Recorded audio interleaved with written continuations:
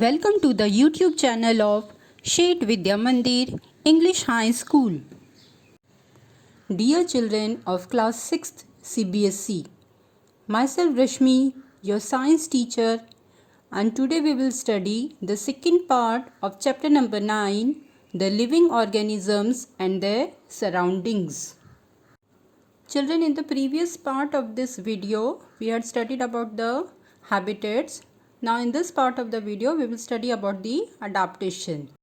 Adaptation in terrestrial habitats, adaptation in camel, adaptation in desert plants. Habitat and adaptation. Children, in simple words, habitat means the home or the living place. And the adaptations means the adjustment what the living organisms are performing or doing for survival. We know that plants and animals in different habitats are not the same. For example, in a terrestrial habitat like a desert, we will find only the cactus and the camels. Similarly, in an aquatic habitat like a pond, we will find fish, water lily and water hyacinth. That is the aquatic plants and aquatic animals. Imagine what will happen if we keep fish out of water. Do you think, children, the fish will survive? It will not survive, as it has developed features which had helped it to live only inside the water and not on the land. The presence of features or certain habits which help an organism to live in a particular habitat or environment is called as the adaptation. Children, this is the definition for the word of the adaptation. Different living organisms adapt to live in their surrounding in different ways.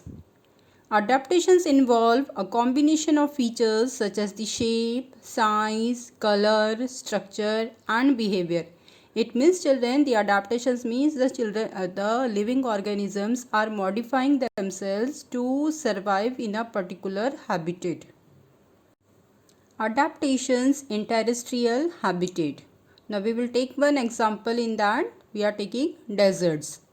In desert, there is always scarcity of water and the climate is hot and dry. There is a short rainy season followed by a long dry season. Some living organisms have adapted to live in these environmental conditions. Now how and what features they have adapted, we will see now. There are desert animals like the rats and the snakes which do not have long legs as the camel have.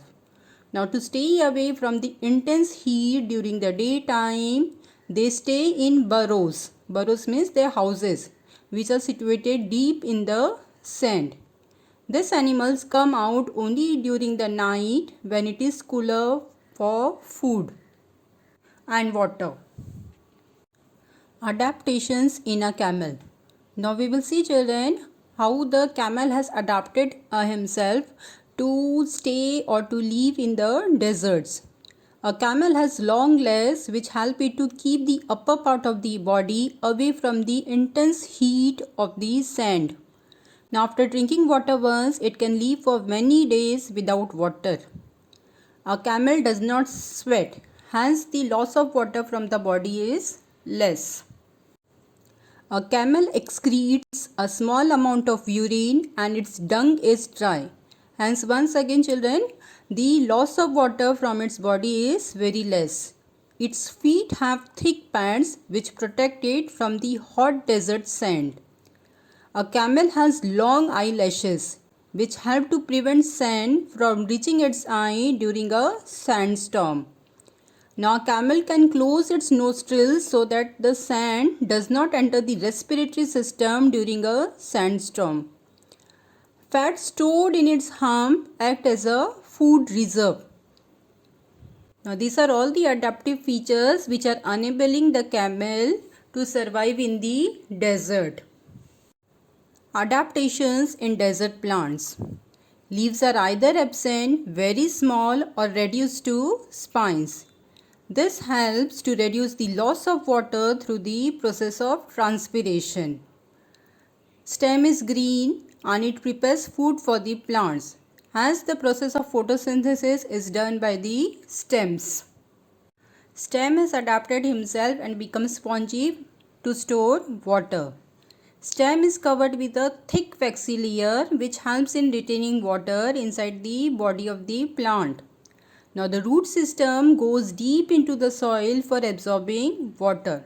Now all these are the adaptive features of the desert plants which are enabling them to live in the or to survive in the deserts.